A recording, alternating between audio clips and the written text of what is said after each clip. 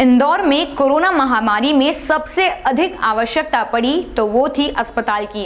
इसी कारण अब कई स्थानों पर हॉस्पिटल बनाए जा रहे हैं। इसी कड़ी में विधानसभा 2 में बीजेपी राष्ट्रीय महासचिव कैलाश विजयवर्गीय ने हॉस्पिटल का भूमि पूजन कर मीडिया से चर्चा कर कांग्रेस के राज्यसभा सांसद दिग्विजय सिंह को नकारात्मक विचार वाला कहा। इंदौर के विधानसभा क्षेत्र क्रमांक 2 में स्थित ESIC मॉडल हॉस्पिटल के निर्माण कार्य का श्री गणेश बुधवार से किया गया। इस मौके पर आयोजित समारोह में बीजेपी के राष्ट्रीय महासचिव कैलाश विजयवर्गीय ने मुख्य अतिथि के रूप में विधि विधान से निर्माण कार्य का शुभारंभ किया। इस अवसर पर प्रदेश के जल संसाधन मंत्री तुलसीराम सिलावट, विधायक रमेश मेंदोला, बीजेपी नगर अध्यक्ष गौरव रणदीवे सहित अन्य गणमान्य लोग मौजूद रहे। आपको बता दें कि क्षेत्र क्रमांक 2 के विधायक रमेश मेंदोला के अधिक प्रयासों 500 बेड के इस अस्पताल के निर्माण की मंजूरी केंद्र से मिलने के बाद निर्माण कार्य की शुरुआत आज से कर दी गई है। इस मौके पर बीजेपी के राष्ट्रीय महासचिव कैलाश विजयवर्गीय ने कहा कि यह हॉस्पिटल मजदूरों और आम आदमी के लिए समर्पित रहेगा जिनका ESI कटता है, और यदि कोई एक्सीडेंटल केस आएगा तो उस पर भी ध्यान दिया जाएगा, लेकिन उपचार की प्राथमिकता मजदूरों के लिए ही रहेगी क्योंकि वो किसी निजी अस्पताल में इलाज कराना उनके लिए दूर की बात होती है। विजयवर्गीय ने कहा कि विधायक रमेश मेंदोला जिस काम के पीछे पड़ जाते हैं तो उसे पूरा करके ही मानते हैं। उन्होंने कहा कि ये मॉडर्न हॉस्पिटल इंदौर के लिए सुपर स्पेशलिटी हॉस्पिटल बन रहा है जिसमें सारी सुविधाएं होंगी। वहीं उन्होंने निर्माण कार्य में लगे ठेकेदारों से कहा कि हॉस्पिटल के निर्माण में हर बारीक चीज़ का ध्यान रखें ताकि भविष्य में कोई गड़बड़ ना हो। इसके साथ ही उन्होंने कहा कि पास में स्थित 100 बेड के TB अस्पताल का नवीनीकरण जन भागीदारी के माध्यम से कराया जाएगा, जो चिकित्सा सेवा की दृष्टि से क्षेत्र के लिए बड़ी उपलब्धि होगी। इसके साथ ही उन्होंने कहा कि 100 एकड़ के परिसर में मेडिकल कॉलेज के निर्माण के प्रयास भी किए जा रहे हैं। इधर बीजेपी के राष्ट्रीय महासचिव कैलाश विजयवर्गीय ने कहा कि मंत्रिमंडल के विस्तार पर वो कोई टिप्पणी नहीं करना चाहेंगे क्योंकि शाम तक स्थिति सामने होगी।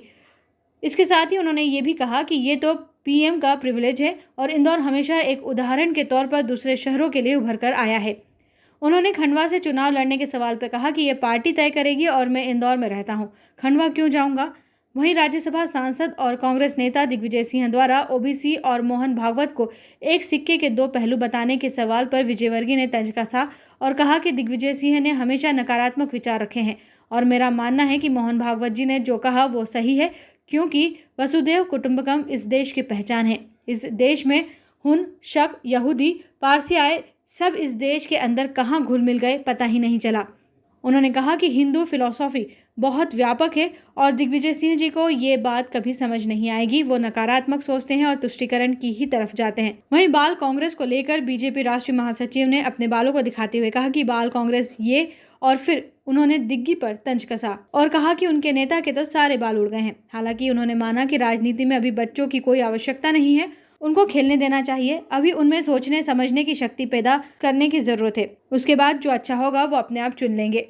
ऐसे में अभी से बच्चों को प्रेशराइज करना किसी राजनीतिक दल के लिए ठीक नहीं है।